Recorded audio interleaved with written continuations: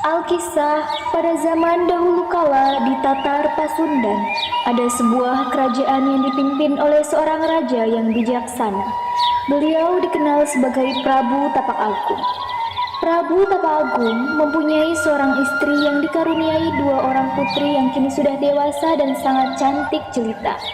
Akan tetapi, sifat kedua putrinya sangatlah berbeda. Kedua putri tersebut bernama Purbararang dan adiknya Purbasari. Hingga akhirnya pada suatu hari sang permaisuri Prabu merasa cemas karena usia sang Prabu sudah terlalu tua untuk memimpin kerajaan di negeri ini. Kanda, sepertinya usiamu sudah tua untuk memimpin kerajaan ini. Bagaimana jika kita serahkan saja kerajaan ini kepada salah satu putri kita? Kamu benar, Dinda. Sebaiknya kita serahkan tahta ini kepada Purbasari, putri sulung kita.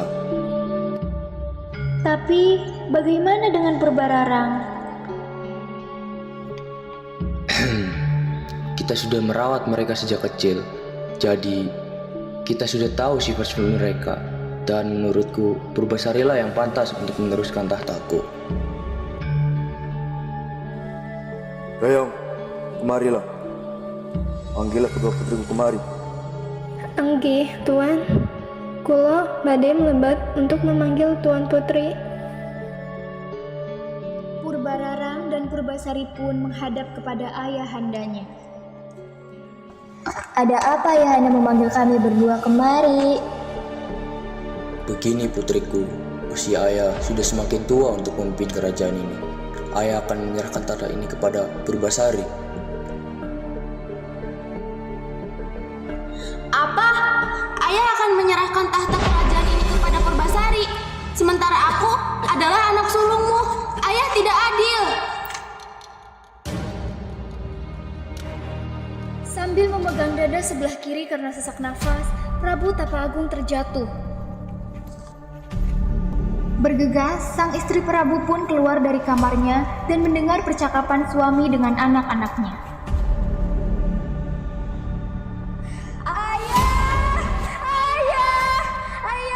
Ayahanda jangan pergi. Bangunlah, jangan tinggalkan kami. Kanda, bangunlah, jangan tinggalkan Dinda. Ayah Purbararang dan Purbasari pun meninggal dunia karena serangan jantung. Akhirnya, setelah kematian Prabu Tapak Agung, seminggu sebelum penobatan Purbasari menjadi seorang ratu, Purbararang mempunyai niatan jahat untuk mencelakakan adiknya. Ia bersama tunangannya pergi untuk mencari seorang nenek sihir di tengah hutan dengan harapan dapat membantunya dalam menjalankan niat jahat Purbararang menggagalkan penobatan Purbasari sebagai seorang ratu kerajaan. Kakang, ayo cepat jalannya. Sabar Dinda, ini sedang jalan.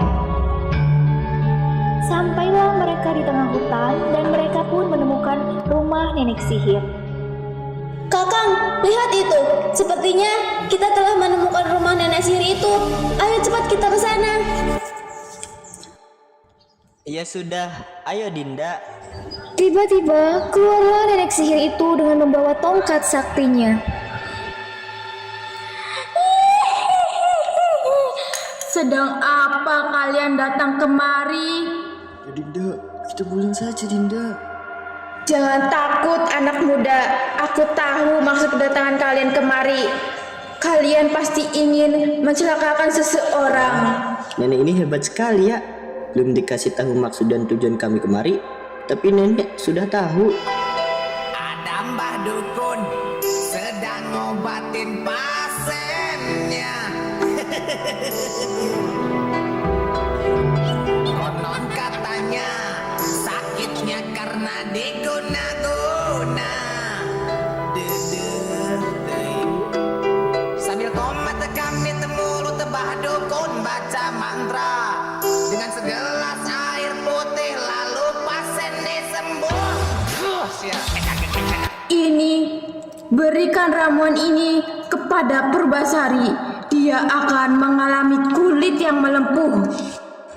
Terima kasih, Nek. Ini ada kepingan emas untukmu. Setelah mendapatkan ramuan itu, Purbararang dan Indrajaya bergegas pulang menuju kerajaan. Hari pun sudah mulai gelap.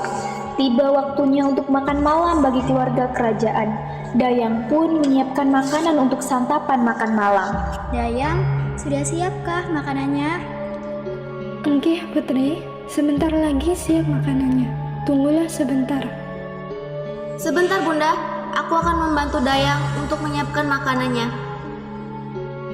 Tanpa sepengetahuan Dayang, Purbararang memberikan ramuan yang diberikan nenek sihir, dan Purbararang membawakan makanan menuju meja makan. Silahkan dinikmati, adikku. Terima kasih, Kak. Dia pun menikmati hidangan makan malam hingga keesokan harinya. Di kerajaan pun santar terdengar heboh bau amis yang menusuk hidung. Ternyata bau amis dan busuk tersebut berasal dari kamar Purbasari. Pengawal, bau amis dan busuk apakah ini? Bau ini berasal dari kamar Purbasari, Permaisuri. Tidak mungkin, bau ini berasal dari kamar Purbasari. Purbasari adalah putri yang bersih dan wangi. Ya sudah, mari kita ke sana untuk membuktikannya. Makin dekat menuju kamar Purbasari, semakin tercium aroma amis dan busuk dari Purbasari. Sampai-sampai keluarga kerajaan pun hampir tidak kuat untuk mencium aromanya. Tuan Putri, bisakah bukakan pintunya sebentar? Aduh, bagaimana ini? Bagaimana keadaan kulitku ini? Sudahlah, jangan terlalu lama. Mari kita dobrak saja pintu ini. Pengawal pun segera mendorong pintu itu dengan kasar, sehingga terbukalah pintu kamar Purbasari. Wah, ternyata bau itu berasal dari tubuh Purbasari, Bunda. Usir saja dia dari kerajaan ini daripada menimbulkan resah masyarakat. Benar, Purbararang. Patih, bawa dia pergi dari kerajaan ini sebelum rakyat mengetahui hal ini. Tapi Bunda, jangan usir aku, Bunda. Pergi kau tak pantas berada di sini. Patih, cepatlah, bawa dia pergi dari sini.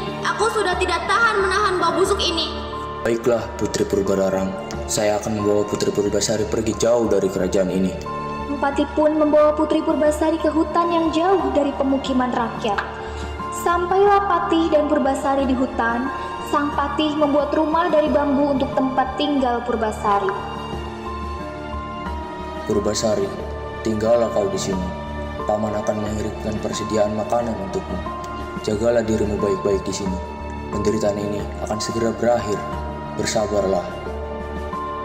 Iya, Paman, terima kasih atas semuanya. Pergilah, aku tahu kau pasti tidak kuat mencium bau busuk badanku ini. Sang Patih pun pergi kembali ke istana. Di tengah hutan belantara, Purbasari hidup dengan damai yang ditemani oleh berbagai macam hewan. Di antara hewan tersebut, ada seekor kera berbulu hitam yang misterius.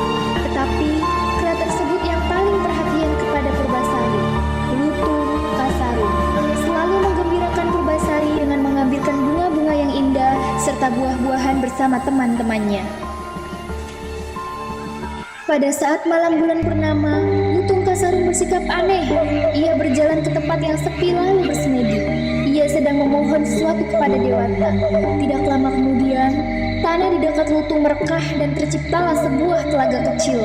Airnya jernih sekali. Airnya mengandung obat yang sangat harum. Dan keesokan harinya, Lutung Kasarung menemui Purbasari dan memintanya untuk mandi di telaga tersebut.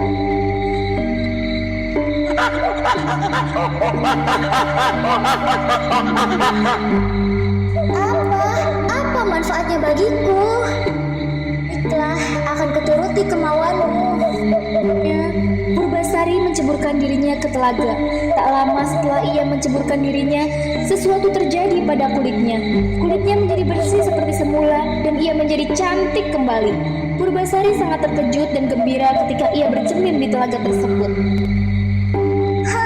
Kulitku kembali seperti semula.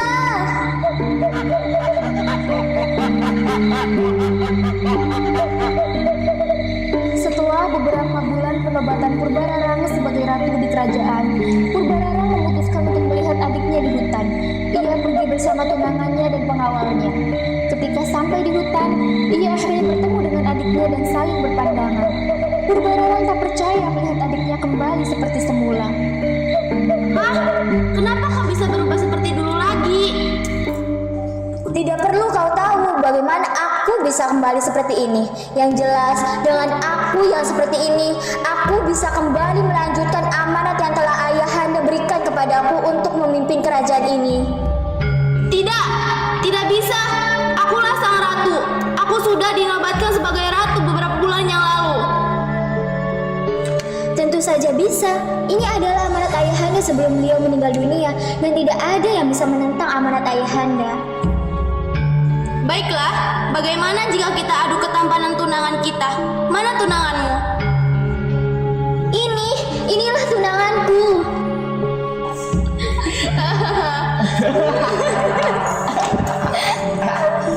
Jadi, monyet itu tunanganmu? Dengan seketika, saat Purbararang dan Indrajaya tertawa terbahak-bahak,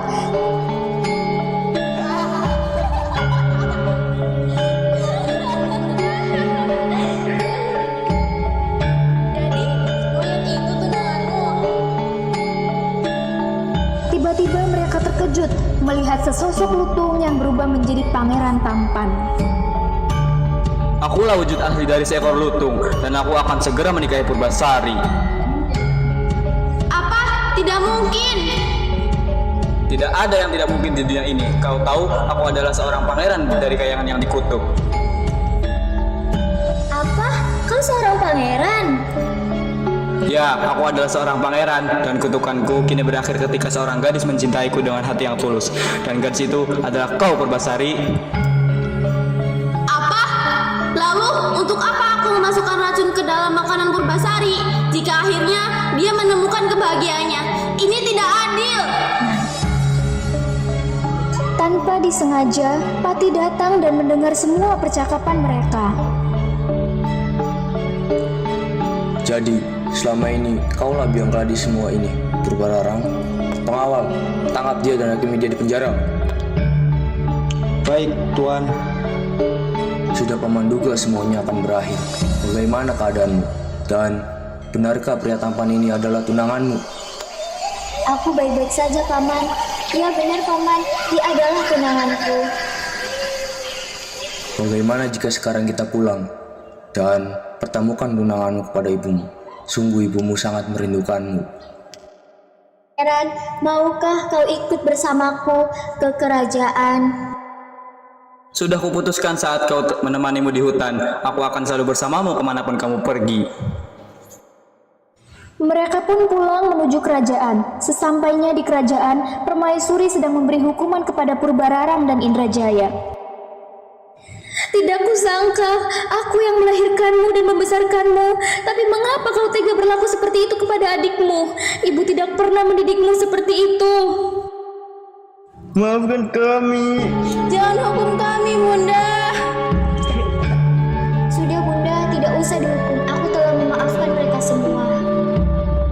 Kamu memang putriku yang baik, dan kamu memang pantas memimpin kerajaan ini dibandingkan kakakmu. Tetapi hukuman harus tetap dijalankan agar mereka jerah. Apa yang dikatakan ibumu memang benar. Mereka telah banyak melakukan kesalahan. Mereka pantas menerimanya. Pengawal, sekarang bawa mereka menuju penjara. Baik, Fatih. Tidak! Jangan, Bunda! Tidak! Keesokan harinya, pesta pernikahan dan penobatan Purbasari menjadi ratu digelar dengan meriah. Purbasari, maukah kau menikah denganku, menjalani hari-hari dengan bahagia bersamaku? Tentu, Pangeran. Aku bersedia kau persunting. Dengan ini, kalian resmi menjadi pasangan suami istri. Kalian sekarang sudah resmi menjadi sepasang raja dan ratu. Semoga kalian hidup bahagia.